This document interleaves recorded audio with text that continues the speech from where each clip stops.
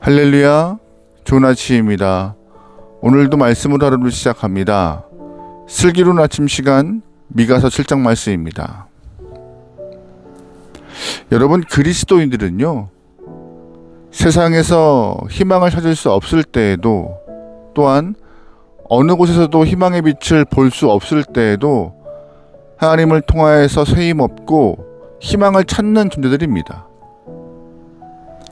요나를 보시면요, 빛이 들어오지 않는 그 물고기 뱃속에서도 3일 동안의 어둠 속에서도 하나님을 향하여서 간절히 기도했던 모습과 같이 그리스도인들은 그 어둠의 중심을 통과할 때 하나님께 기도함을 통하여서 절망과 어둠의 시간들을 벗어나는 방법을 찾는 존재임을 기억하셔야 합니다. 그래야 진짜 희망과 소망을 찾을 수 있습니다.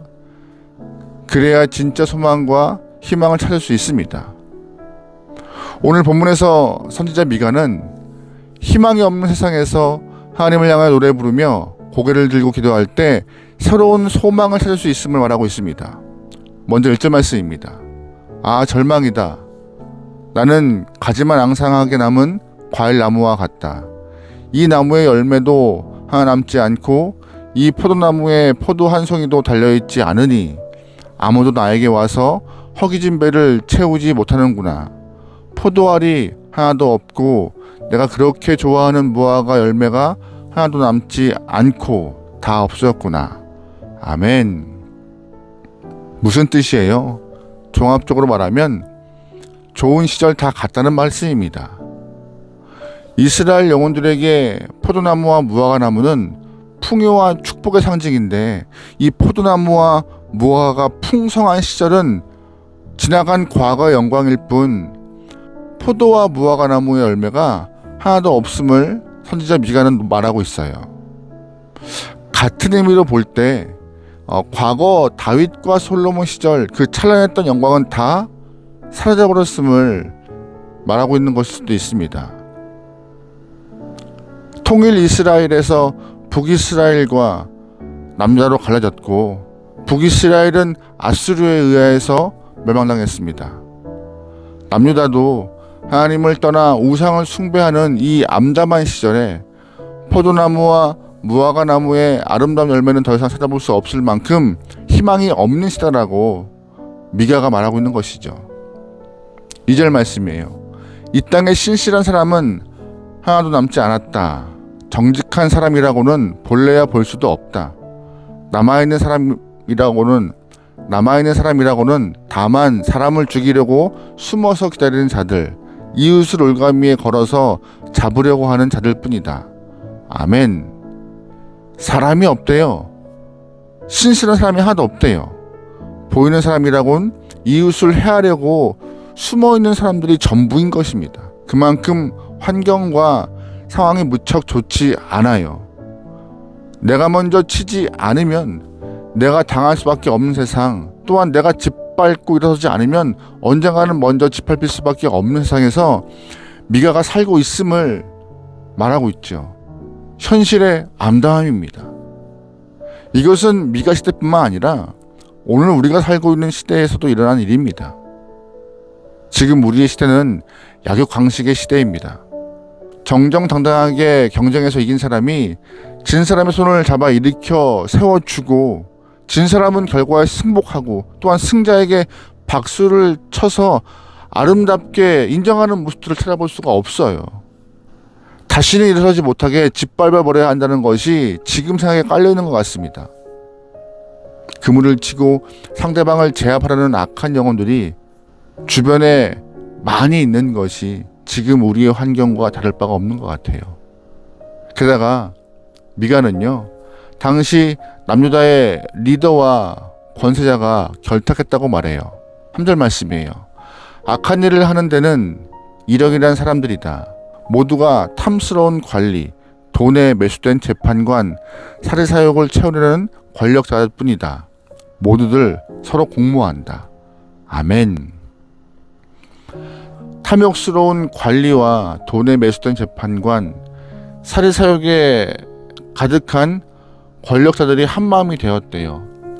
하나가 될 수 없어 보이는 사람들이 이 악을 행하는 일에 있어서, 특히 이 물질을 채워가는 일에 있어서 연합함을 보여주고 있는 것이죠.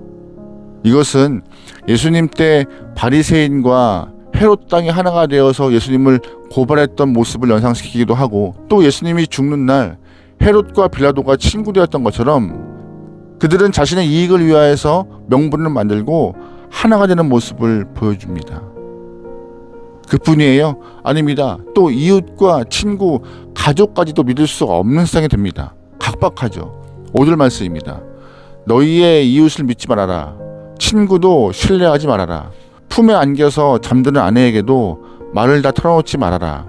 이 시대에는 아들이 아버지를 경멸하고 딸이 어머니에게 대들고 며느리가 시어머니와 다툰다. 사람의 원수가 곧 자기 집안 사람일 것이다. 아멘. 선지자 미가 때 주변 사람들을 믿을 수 없을 만큼 세상에는 암울하고 희망이 없다라고 말합니다. 쉽지 않은 말이지만, 인정하고 싶지 않은 말이지만 오늘도 이렇지 않습니까? 부모가 자녀를 학대하고 자녀는 부모에게 폐륜적 행동을 일삼습니다. 남편은 아내를 학대하고 아내는 남편을 고소하는 시대가 지금 우리 시대인 것 같아요. 도대체 이런 상황에서, 이런 환경에서 희망이 어디 있죠? 과거의 영광도 다 사라지고 서로가 서로를 짓밟는 시대, 또한 악한 자들이 서로 결탁하고 가족을 믿을 수 없는 시대에 희망이 있다고 말하기는 쉽지 않을 것입니다. 그래서 하나님을 믿지 않은 사람들은 사람 밑바닥에 있는 본성이 선하다고 생각하며 자신들이 선한 인간성에 의하여서, 또한 착한 마음에 의하여서 희망을 찾아볼 수 있다라고, 이 땅은 변할 수 있다라고, 인간에 의하여서 변화가 될 것이라고 긍정적 생각을 하게 됩니다. 하지만 여러분 잘 아시는 것과 같이 인간의 선함은 유효기간이 있어요. 그래서 미가는 자꾸 사람에게 기대하여서 더 어려운 시간을 경험하려 할 때, 긍정적 사고만 고백할 때, 그때 하나님께 의지하고 여호와께 눈을 두는 것이 온당하다라고 말합니다. 7절이에요. 그러나 나는 희망을 가지고 주님을 바라본다. 나를 구원하실 하나님을 기다린다. 내 하나님께서 내 간구를 들으신다. 아멘. 세상에서는 도무지 희망을 찾을 수가 없습니다. 사람에게 희망을 가졌다가 실망하는 경우가 다반사죠. 특별히 공동체에 기대했는데 배신당하는 사람도 많습니다. 물질을 의지하지만 오히려 그 돈의 노예가 되어서 자신을 잃는 경우도 어렵지 않게 볼 수 있습니다. 뿐만 아니라 건강도 경험도 든든한 울타리가 되지 못합니다. 그래서 미가는 세상에서 희망을 발견할 수 없을 때 하나님을 향해 눈을 들라라고, 그 하나님께 기도하라라고, 그것이 성도의 방법임을, 우리가 사는 방법임을 보여주고 있어요.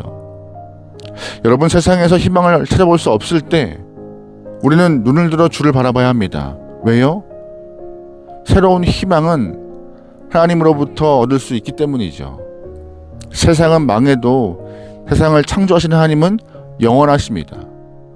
하나님이 지으신 성전은 무너지고 불타도 성전을 지으신 하나님은 여전히 그 자리에 계시기 때문입니다.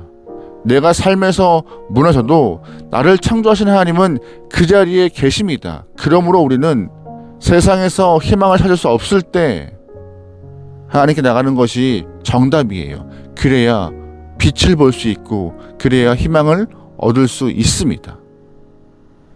그래서 미가는 하나님을 향하여서 눈을 들어요.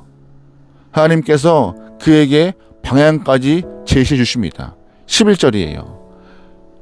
내 성벽을 다시 쌓아야 할 때가 온다. 내 지경을 넓혀야 할 때가 온다. 아멘. 11절에서 말하고 있는 성벽은요, 눈에 보이는 예루살렘이 아니라 믿음의 성벽을 말하고 있습니다. 세상이 무너져 내리면서 나도 모르게 믿음의 성벽도 함께 무너지고 믿음의 터전도 흔들릴 때가 있죠. 사람에게 시험 들고 물질에 시험 들고 환경에 휘둘리면서 나도 모르게 믿음의 기초가 무너져 내릴 때가 있어요. 그래서 하나님은 미가에게 말하고 있는 것입니다. 너의 성벽을 올려라. 어디에서부터 무너졌는지, 기초가 어디에서 잘못됐는지 잘 살피고 다시금 믿음의 성벽을 쌓아라. 믿음의 성벽, 기도의 성벽, 말씀의 성벽, 이웃사랑의 성벽, 전도의 성벽을 다시 세워서 내 앞에 나오라라고 하나님은 말씀하시는 것입니다. 여러분, 그 옛날 갈멜산에서 바알 선지자와 대결했던 엘리야에게 하나님께서 주신 말씀은 뭐예요? 무너진 여호와의 단을 수축하라는 것이었습니다. 하늘에서 불이 내리기 전 엘리야에게 먼저 하나님은 무너진 여호와의 단부터 쌓으라 말씀하셨어요. 무너진 단을 쌓고 무너진 성벽을 쌓는 것이 지금 우리가 해야 될 일인 것입니다. 세상을 향하여 눈을 들고 탄식하고 사람을 비난하고 세상 사람들을 욕할 여유가 없습니다. 내 믿음이 먼저예요. 내 믿음을 먼저 돌아보시고 무엇이 무너지고 있는지, 다시금 쌓아 올려야 될 믿음이 무엇인지 기억하면서 주 앞에 무릎 꿇고 믿음의 성벽을 쌓아나갈 수 있는 귀한 영혼 되면 좋겠습니다. 여러분, 근데 그때 믿음의 성벽을 쌓아갈 때 하나님이 새로운 소망을 주세요. 19절입니다. 주님께서 다시 우리에게 자비를 베푸시고 우리의 모든 죄를 주님의 발로 밟아서 저 바다 밑 깊은 곳으로 던지십니다. 주님께서는 옛적에 우리 조상에게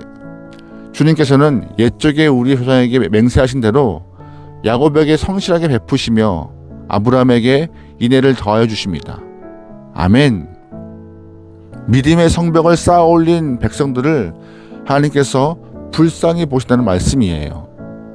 하나님께서 우리를 긍휼히 여기시고 믿음의 선배들과 맺은 언약을 기억하시면서 우리와 함께한다 하고 있습니다. 그래서 염려할 일이 없다라고.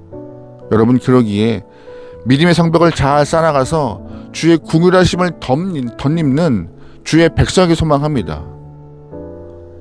어둠의 깊은 곳에 있습니까? 절망의 깊은 터널을 통과하고 있습니까? 그때 기억해야 될 것은 눈을 들어 주를 바라보는 것입니다. 또한 믿음의 성벽을 쌓아가는 것입니다. 믿음의 성벽을 쌓고 주를 바라보실 때 하나님은 우리를 버리지 않고 긍휼의 손을 펼치십니다. 오늘도 더욱더 주와 함께하고 주를 바라보시며 믿음의 성벽을 쌓아 올릴 수 있는 지혜로운 영혼, 믿음의 백성 되기를 주로 축원합니다. 아멘. 기도하시겠습니다.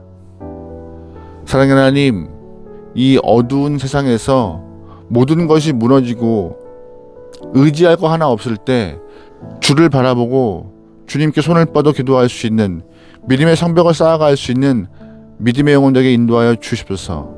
내가 누구를 바라봅니까? 누구를 의지하고 있습니까? 오직 주님만 바라볼 수 있는 귀한 영혼 되게 역사하여 주십소서. 주님 바라볼 때 우리에게 긍휼의 손길을 뻗으시는 하나님을 믿습니다. 주님, 우리의 시선과 마음이 흔들리지 않도록 그리하여 주의 사랑을 경험할 수 있는 오늘 하루 되게 인도하여 주시옵소서. 맡기오며 예수님의 이름으로 기도합니다. 아멘.